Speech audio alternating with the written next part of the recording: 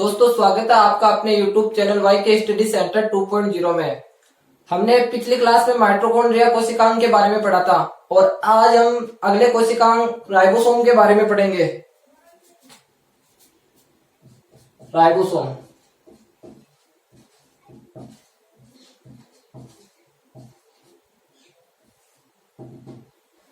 Ribosome दोस्तों सबसे पहले इसकी खोज की बात करते हैं कि इसकी खोज किसने की थी। खोज दो वैज्ञानिक थे दोस्तों, रॉबिन्सन एवं ब्राउन।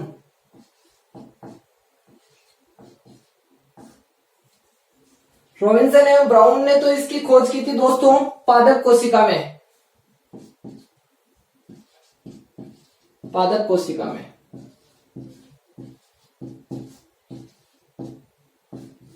सेम की जड़ों में की थी दोस्तों। जो सेम का पेड़ होता है उसकी जड़ों में।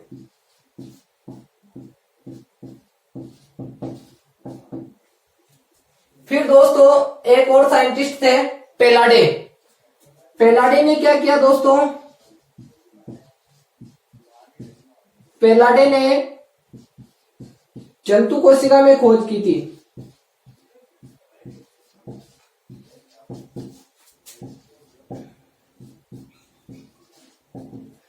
यानी दो वैज्ञानिक तो थे रॉबिन्सन एवं ब्राउन, जिन्होंने तो पादप कोशिका में खोजा था और पादप कौन सा था दोस्तों, सेम की जड़ों में खोजा था।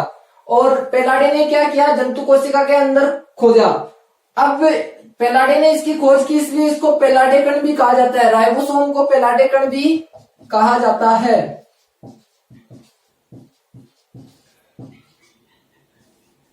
को पेलाडे कण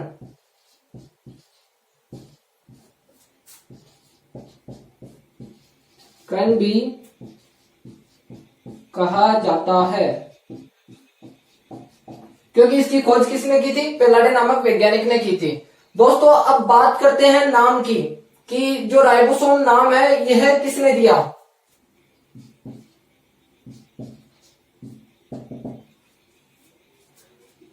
रिचर्ड बी रॉबर्टसन नाम के एक साइंटिस्ट थे दोस्तों, जिन्होंने राइबोसोम को राइबोसोम नाम दिया था। रॉबर्टसन नाम के साइंटिस्ट थे जिन्होंने राइबोसोम को राइबोसोम नाम दिया।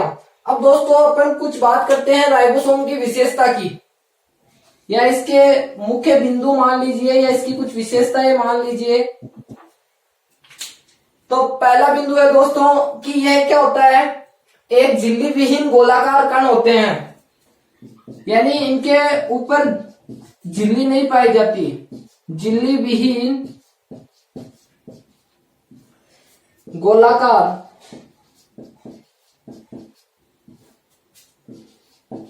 कण होते हैं, जो प्रोटीन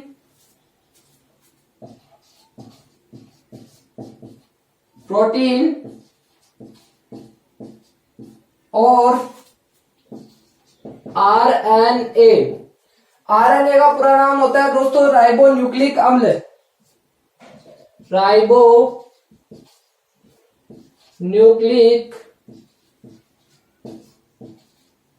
अम्ल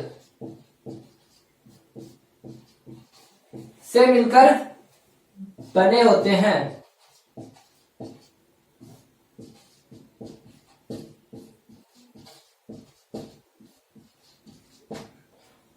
दोस्तों ये तो अभी एक पॉइंट लिखा है, आगे और पॉइंट लिखेंगे। आप इनका स्क्रीनशॉट लेकर रख लीजिए ताकि अच्छे से नोट्स बना सके। दोस्तों हमने बात की थी एक मुख्य बिंदु की, अब बात करते हैं अगले मुख्य बिंदु की।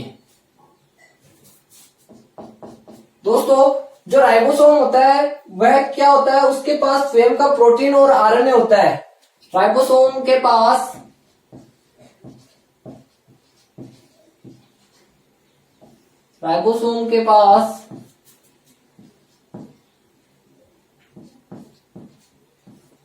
स्वयं का प्रोटीन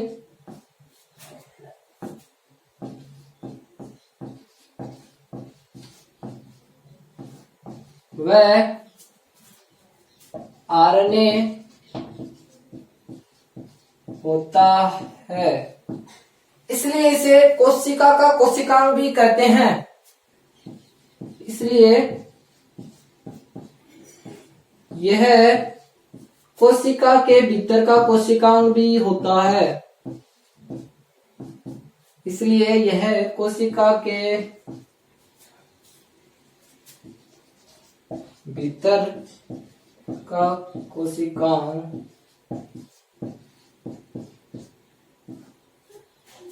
होता है।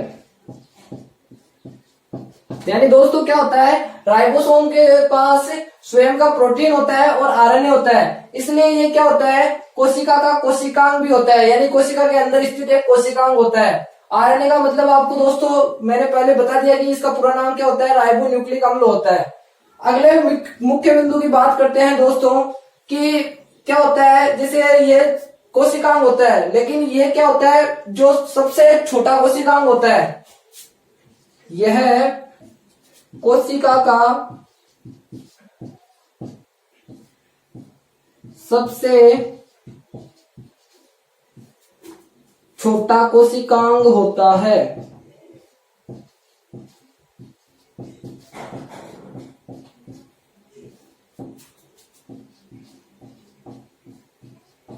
दोस्तों राइबोसोम तो सबसे छोटा होता है, सबसे बड़ा कौन सा होता है, सबसे बड़ा होता है केंद्रक, सबसे बड़ा कोशिकांग होता है केंद्रक। ठीक है दोस्तों, केंद्रक सबसे बड़ा कोशिकांग होता है।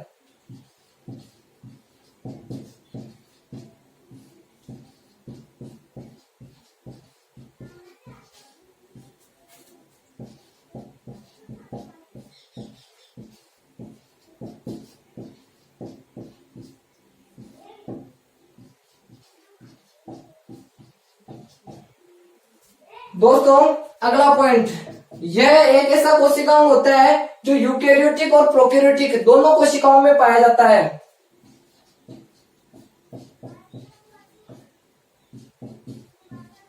ऐसा कोशिकांग होता है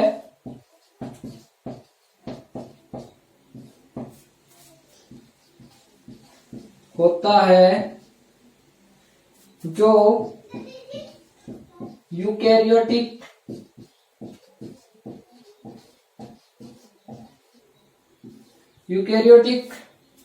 तथा प्रोकैरियोटिक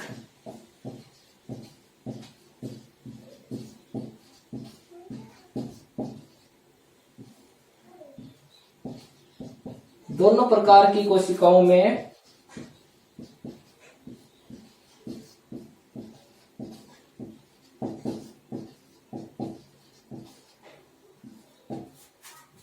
पाया जाता है।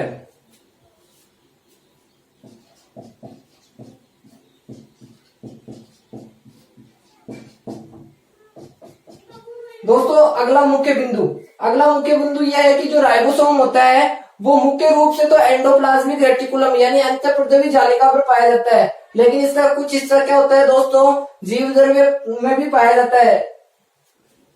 तो ये भी लिखते हैं, राइबोसोम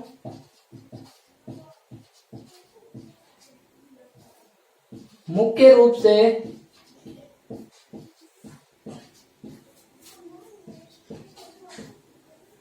से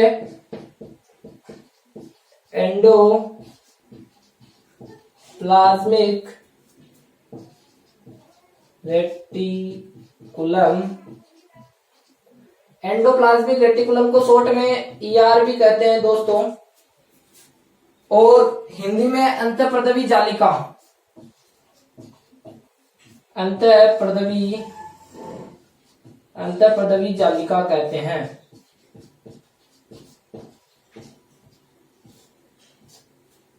यानी राइबोसोम मुख्य रूप से तो एंडोप्लाज्मिक रेटिकुलम में पाया जाता है,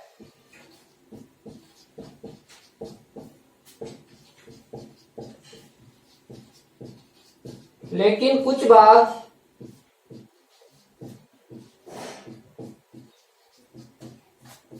भाग जीवदर में भी पाया जाता है।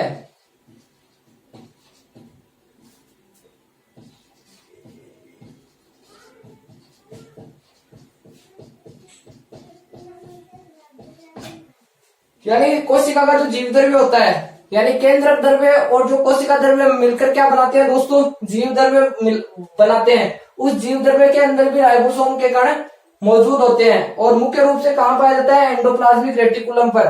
और आपको पहले बता दिया था कि एंडोप्लाज्मिक रेटिकुलम दो प्रकार की होती है, एक तो स्मूथ एंडोप्लाज्मिक रेटिकुलम, एक रफ एंडोप्लाज्मिक रेटिकुलम।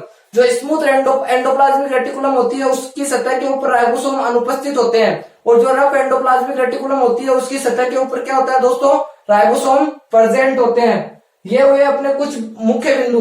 दोस्तों एक दो मुख्य बिंदु और लिखते हैं, उसके बाद इसके आकार और कार्य की बात करेंगे। तो आप इसका स्क्रीनशॉट लेकर अच्छे से नोट्स बना सकते हैं दोस्तों। तो बात करते हैं आगे के मुख्य बिंदु की। दोस्तों राइबोसोम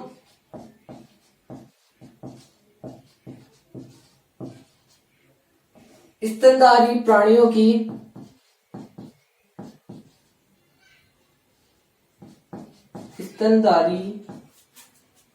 की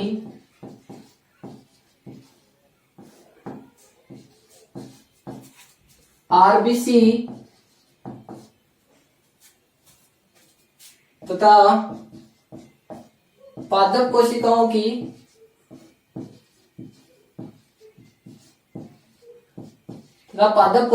की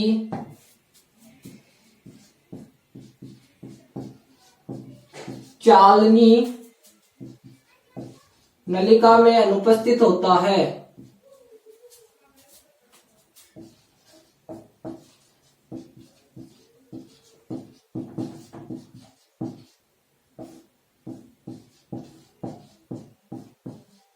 यानी दोस्तों क्या होता है, राइबोसोम स्तनधारी प्राणियों की आरबीसी, आरबीसी का मतलब होता है दोस्तों रेड ब्लड सेल्स, इसका पूरा नाम होता है रेड ब्लड सेल्स, हिंदी में कहें तो लाल रक्त कणिकाएं। यह क्या होता है, ब्लड में जो संगठक होते हैं उनका एक पार्ट होता है आरबीसी। तो उनकी कोशिकाओं में तथा पादप कोशिकाओं की जो चालनी नलिका होती है, चलनी के समान नलिकाएं होती है, उनके अंदर राइबोसोम अनुपस्थित होते हैं। अगला मुख्य बिंदु देखते हैं दोस्तों, अगर राइबोसोम में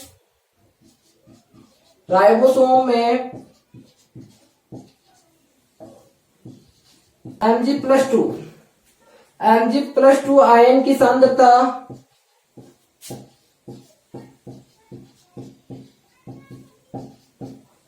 10% बढ़ा दी जाए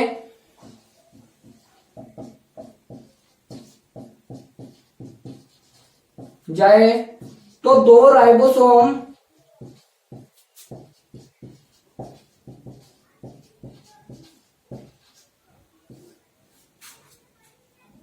जुड़ जाते हैं, जिससे डायमर संरचना का निर्माण होता है।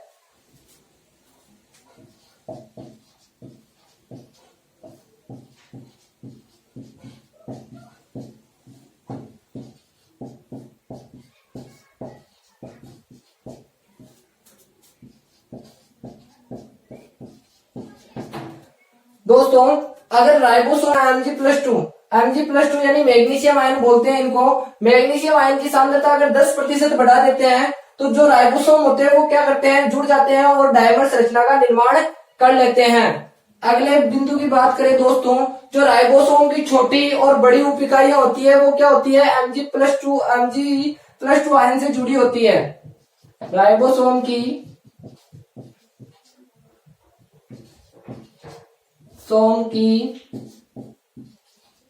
छोटी व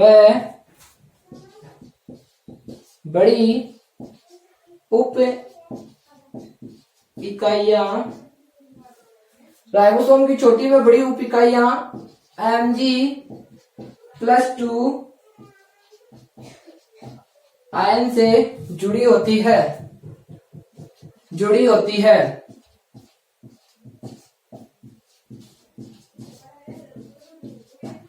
अगली बात करते हैं दोस्तों राइबोसोम के निर्माण की, कि इसका निर्माण किस प्रकार होता है। राइबोसोम का निर्माण, राइबोसोम का निर्माण दोस्तों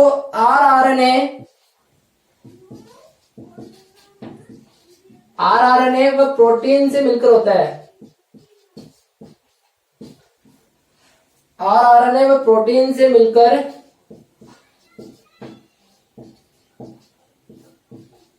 होता है।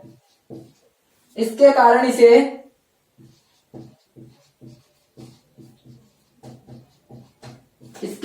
इसे राइबो न्यूक्लियो प्रोटीन के नाम से भी जाना जाता है।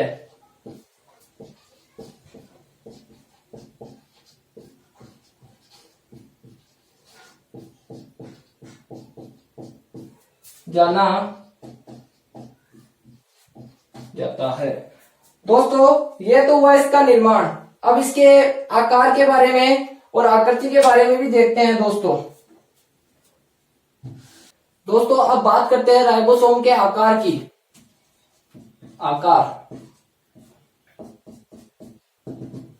राइबोसोम का आकार लगभग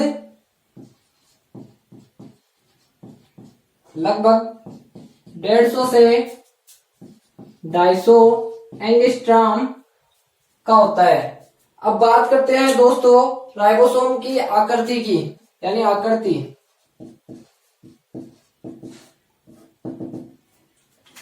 आकृति झिल्ली विहीन गोलाकार होते हैं।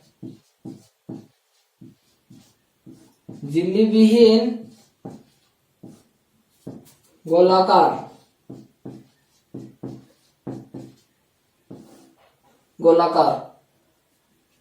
अब बात करते हैं दोस्तों राइबोसोम के कार्य की, यानी राइबोसोम का कार्य क्या है। कार्य, राइबोसोम का मुख्य कार्य दोस्तों कोशिका में प्रोटीन निर्माण का होता है। मुख्य कार्य प्रोटीन के निर्माण का होता है।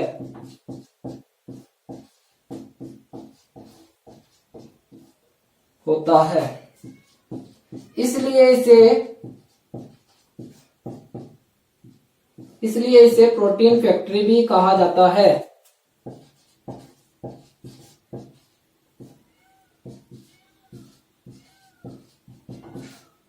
फैक्ट्री भी कहा जाता है।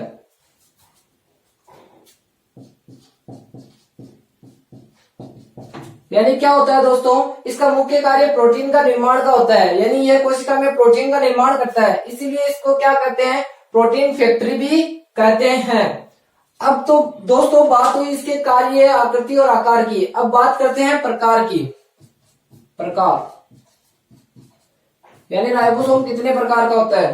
दोस्तों शुरू में जब हमने यूकेरियोटिक और प्रोकैरियोटिक कोशिका पढ़ी थी तब उनमें एक अंतर लिखा था कि यूकेरियोटिक कोशिकाओं में 80S राइबोसोम पाया जाता है, जबकि प्रोकैरियोटिक कोशिकाओं में 70S। तो आज ये देखते हैं कि 80S और 70S होते क्या है। दोस्तों एक दर होती है जिसे हिंदी में बोलते हैं अवसादन गुणांक।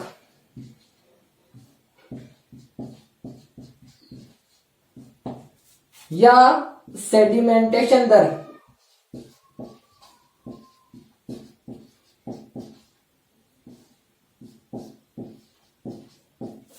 दर के आधार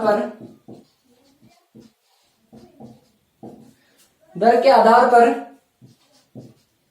राइबोसोम को दो प्रकार में बांटा जाता है। अवसादन गुणांक या सेडिमेंटेशन दर के आधार पर राइबोसोम को दो प्रकार में बांटा जाता है या विभाजित किया जाता है। दो प्रकार कौन कौन से हैं दोस्तों, एक तो है 70S और दूसरा है 80S। दोस्तों हमने 70S और 80S के बारे में पहले बात की थी कि यह तो क्या होता है प्रोकैरियोटिक कोशिकाओं में,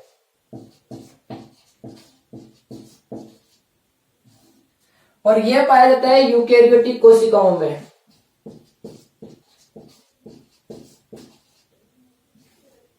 यूकेरियोटिक कोशिकाओं में। अब दोस्तों ये सेडिमेंटेशन दर क्या होती है?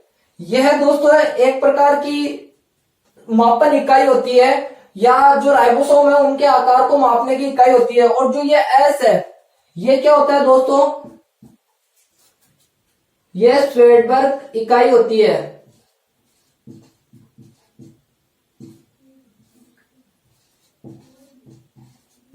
स्वेडबर्ग इकाई,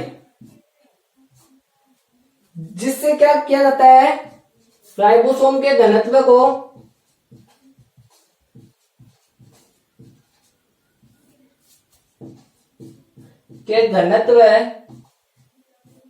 या आकार को मापा जाता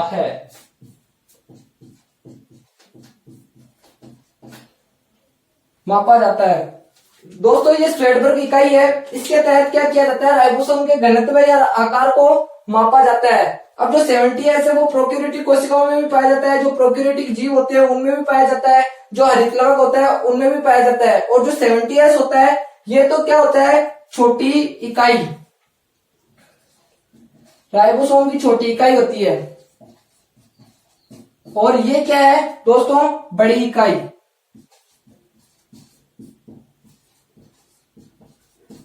यानी सामान्य भाषा में कहें तो जो 70S है वो छोटा होगा और जो 80S है वो बड़ा होगा। अब दोस्तों ये आकार में बड़े नहीं होते हैं। ये क्या होता है? एक सेडिमेंटेशन दर होती है, यानी एक लिक्विड होता है जिसमें दोनों राइबोसोम को डाला जाता है। जो राइबोसोम उस लिक्विड से पहले नीचे निकल जाता है या गिर जाता है वह तो क्या होता है? छोटा। और जो उसके अंदर धीरे धीरे गिरता है वो क्या होता है? बड़ा। अब इसी आधार पर इनको दो भागों में बांट दिया गया, 70S और 80S। तो दोस्तों अपना जो ये राइबोसोम कोशिकांग था वो यहीं समाप्त होता है, और अपनी कक्षा को भी हम आज यहीं समाप्त करते हैं। दोस्तों अगर आप हमारे चैनल पर नए हैं तो हमारे चैनल को सब्सक्राइब जरूर करें और बेल आइकन को ऑल पर सेट करें, ताकि हमारी हर कक्षा की नोटिफिकेशन आपके पास सबसे पहले आए। अगली कक्षा में हम अगला कोशिकांग पढ़ेंगे दोस्तों। जय हिंद।